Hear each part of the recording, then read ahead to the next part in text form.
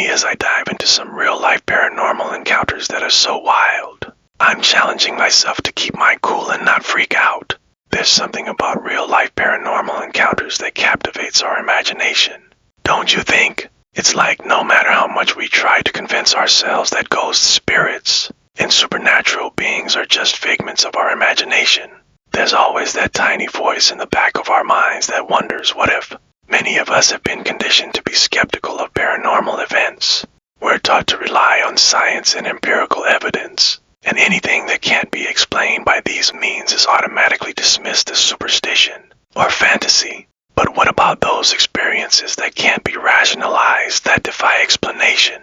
We've all heard stories of people who claim to have seen or experienced things that are, shall we say, unexplainable. But are these people just attention seekers prone to exaggeration or fabrication? Or is there something more to it? The thing is, even if we don't believe in the paranormal, these stories still have the power to send shivers down our spines, to make us feel uneasy, or even to make us question our own beliefs. One story that has always fascinated me is that of a woman named Doris Bither who, back in the 1970s, claimed to have experienced a series of terrifying paranormal events in her California home. Doors would slam shut on their own, objects would move around, and disembodied voices would whisper strange phrases in her ear. What's even more bizarre is that these events were witnessed by multiple people, including her family members and even a team of paranormal investigators. Another story that has always sent chills down my spine is that of the Enfield poltergeist, which took place in the UK in the late 1970s and early 1980s. This is often referred to as one of the most well-documented cases of paranormal activity in history, with reports of furniture moving, unexplained noises, even physical attacks on the family members by an unseen force. And then there's the case of the Bell Witch, which is often referred to as one of the most well-documented cases of paranormal activity in American history. According to legend, the Bell family was tormented by a malevolent spirit that would physically attack them, cause strange noises, and even predict their own deaths. But of all the paranormal encounters I've come across, there's one that still gives me goosebumps to this day. It's the story of a family who claimed to have been terrorized by a demon in their own home. The family reported hearing unexplained noises, seeing shadowy figures, and even experiencing physical attacks. And what's even more terrifying is that these events were said to have occurred after they had moved into a new home, leading many to speculate that the entity had followed them from their previous residence. As I reflect on the stories, I'm left with more questions than answers. These events proof of the paranormal? They simply the result of mass hysteria or misinterpretation? Thanks for joining me on this journey into the world of paranormal encounters. If you've got a story to share, please let us know in the comments below. And if you want to explore more creepy content, be sure to check out my video on the top 5 most haunted places on Earth. Let me tell you about the first night in that house. We'll call it the new house, even though it was far from new. The walls painted in the blandest shade of beige, paint itself peeling in corners, chipped in others. The place was a curious find, advertised as an old-style home with modern amenities.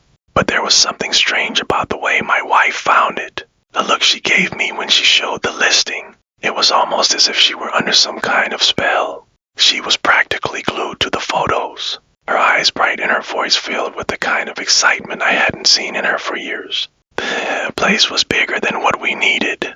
Just 2 bedrooms, sure, but a sprawling attic and basement. Old radiators that clanked like chains on a dungeon wall when they heated up, and tall windows that made me feel exposed, as if 100 eyes were staring in from the street. On the first night, I remember the sounds, how could I not? It was subtle at first, just a soft shuffling like someone in slippers pacing back and forth. But I brushed it off as how settling if it weren't so rhythmic, so purposeful. It went on all night. My wife didn't hear it, or if she did, she pretended not to. She just rolled over, muttering something about having work early in the morning. When I walked out into the hall, the noise stopped instantly. It felt like an intruder in my own home. A sensation as chilling as the draft seeping through the old windows. I checked every door, every room, even the basement, nothing. But when I returned to bed, it started again. Back and forth, back and forth. That was only the beginning. The the sounds grew bolder in the coming nights. They'd follow me first from a distance, then closer, always keeping just out of reach. One night, as I stared down that dark hallway, my wife's face half buried in her pillow, I realized something horrifying. The sound wasn't coming from the walls. It was right there in the hall, on the very same floor I was standing on. But what shook me the most was when I finally saw the thing. It was brief, maybe just a flicker of shadow, but in that fleeting moment, the form looked familiar. To that first encounter, I tried to tell myself it was my mind playing tricks on me. But night after night, the sounds persisted, dragging across the floor, slipping down the hall. My wife didn't hear a thing. She'd sleep like a stone as soon as her head hit the pillow. I thought about waking her, but something in the back of my mind urged me not to.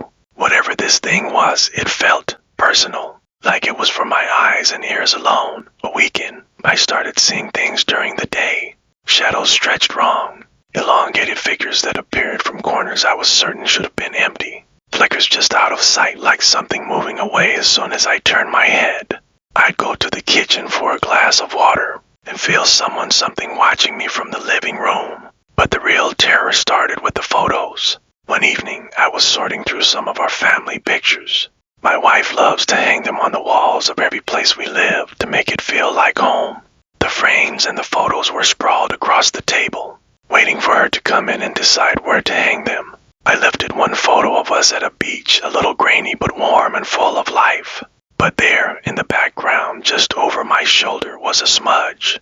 Blotch that wasn't there before. As I brought the photo closer, my stomach clenched. It was blurry but unmistakable, a face peering over my shoulder, eyes dark and hollow, mouth stretched in a grimace. I tried to brush it off, telling myself it was a defect, maybe a trick of the light.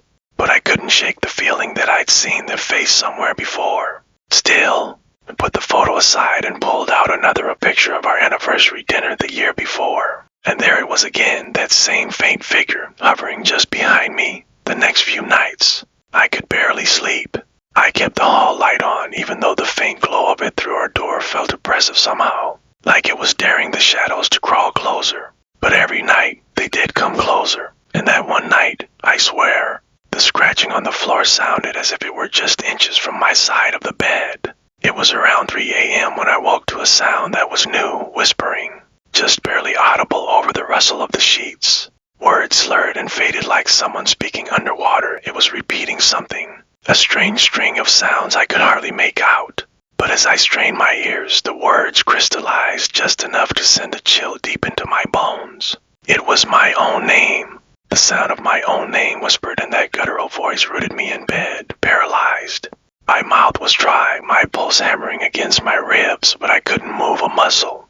The whispering grew louder, twisting my name with each repetition, stretching it out like it was being pulled and broken. It was my name, but warped, distorted, like an echo from somewhere dark and forgotten. And then a soft laugh, low and throaty, as if coming from just inches away. I didn't dare look over at my wife, fearing what I might see. My heart hammered with a primal terror that made every fiber of my being scream at me to run. But I stayed frozen, bound by an invisible grip stronger than steel. But what felt like hours, the sound finally faded, dissolving into a silence that felt even more sinister than the whispering itself. I lay there, soaked in sweat, too scared to turn my head, too afraid to look at the hallway door, knowing somehow that whatever had whispered to me was waiting just beyond it, lurking in the darkness. The next morning, I was blurry-eyed, half convinced it had been a vivid nightmare. But as I walked into the kitchen, I saw something that shattered that fragile hope. My wife was already there, standing in front of the coffee maker, staring at something on the counter with an expression that froze me in place. "Did you do this?" she asked, her voice low and trembling. I walked closer, and my stomach turned when I saw what she was looking at. On the kitchen counter was a photograph, one we hadn't put there. It was a close-up of me, fast asleep in bed, mouth slightly open, eyes shut. I was frozen in that vulnerable position, utterly unaware, the light from the hall casting shadows across my face. But it was what stood out in the corner of the photo that sent a chill down my spine. In the very edge of the frame, blurred but unmistakable, was that same figure I'd seen before, the face with hollow eyes, the faintest trace of a cruel smile. My wife's eyes darted to mine. "Who took this?" she whispered. I didn't have an answer. I didn't want to admit it. I had a sickening suspicion that the answer was buried somewhere in the walls of this house, embedded in its foundation, woven into every sound I had heard creeping down the hallway. That day, I couldn't stay in the house. I told my wife I had to run an errand, not explaining that I didn't know when or if I'd be back. Wandered the streets, losing hours to the blur of traffic, barely noticing the cold drizzle of rain that had started to fall. But as the sun began to sink and evening wrapped the streets in a deep, lonely quiet, I knew I couldn't avoid going home. When I walked in, the house was dark, and my wife wasn't there. She left a note, went to my sisters. Needed to get out. I think you should come too. I crumpled the note, feeling the weight of the empty house around me. I tried to ignore the silence, the feeling of something watching from the shadows. But the instant the door clicked shut behind me, it was as if the house exhaled, welcoming me back into its clutches. I wandered through each room, flicking on every light, trying to convince myself it was just a creaky old house, a trick of light, maybe even a prank by someone with access to our home.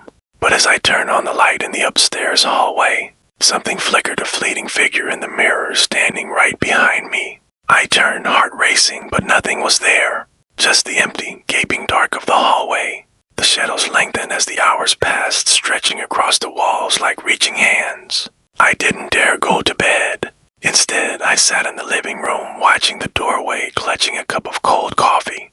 I told myself that I just had to stay awake to ride out the night. But around 3 a.m., exhaustion caught up with me and my eyes drifted shut. That's when the dreams began. In the dream, I was back in our bed, paralyzed under the covers as a figure loomed over me. The room was drenched in shadow, the air thick with a sickly, rotting smell that filled my lungs and made it hard to breathe. The figure's face was just inches from mine, staring down with hollow eyes that seemed to swallow the light. And then, slowly, its mouth twisted into a smile. I felt an unbearable pressure as it leaned closer, its breath cold and sour against my face. I tried to scream, but no sound came. I could feel its weight pressing down on me, its fingers brushing against my arms, its face hovering over mine. And then it whispered, "You belong to me now." I shot up, gasping for air, and my eyes fell on the mirror across the room. In the faint moonlight, I saw the bed behind me, crumpled sheets where I'd been sleeping, and there, beside the pillow, the shape of an imprint, as if something had been lying right beside me. And the worst part, I could still feel its weight lingering beside me, a presence that hadn't quite left. The feeling of that weight beside me was unbearable, like something coiled, waiting. The room thick with a malice that pressed down on my chest. My skin crawled and every instinct screamed to leave, to run. But I was rooted to the spot, staring at that indent on the bed, terrified to look anywhere but the mirror where that faint imprint was slowly disappearing, as if the thing beside me had just slipped away. I didn't sleep again. I sat there in the dim light, wide-eyed, listening for the slightest sound. Minutes dragged, stretching longer and longer, until the first rays of dawn finally cut through the window. I almost cried with relief, the warmth chasing the shadows back to wherever they came from. I got up, grabbed my keys, and left without even thinking. I needed air, space, anything that wasn't that suffocating house. Outside, I drove aimlessly, letting the open road be my escape, until I found myself parked in front of a small library on the edge of town. It was quiet, almost deserted, and I went inside, hoping to lose myself in anything that might drown out the memory of that thing lying next to me. I picked up books at random, letting my mind slip away into anything but my own thoughts. But as I was scanning the dusty shelves, a book caught my eye. It was old, faded, and worn, its leather cover cracked with age. The title, Hauntings of the Eastern Counties, was embossed in faded gold, almost too faint to read. I flipped it open to a random page. My heart dropped as my eyes fell on a single line under a heading that read, "Possessions of the Living, a Case Study in Residual Hauntings." The passage described an account eerily similar to mine. Figures at the edge of vision, whispering voices in the dark. Shadows that grew bolder with each passing night. I read on, a strange fascination keeping me turning the pages despite the chill creeping up my spine. The story described how these hauntings began small but grew stronger, more personal. In every case, it read, the spirits sought one thing, to attach themselves to a living host. feeding on the fear they instilled until the host's very soul became their own. I slammed the book shut. The room around me seemed darker, the silence heavier, and I realized with a nauseating clarity that this was no mere haunting. I had unknowingly allowed something in, something that had been watching and waiting, feeding on my fear. As I stumbled out of the library, I felt something following me, lurking at the edge of every shadow. I knew what I had to do, but the thought alone terrified me more than anything else. I had to go back to the house and face whatever this thing was, and I had to do it alone. I drove back in a fog, barely aware of the road, my mind racing. When I arrived, I stepped inside, the door creaking as it shut behind me. The house seemed darker than usual, and I could feel it watching, waiting. I stood in the center of the living room, speaking aloud for the first time, my voice shaky. "I know you're here," I said, my words echoing in the emptiness. "I know what you want." The silence was absolute. I could feel the air thicken, pressing down on me like a hand closing around my throat. But then, from somewhere behind me, a faint, mocking whisper slipped through the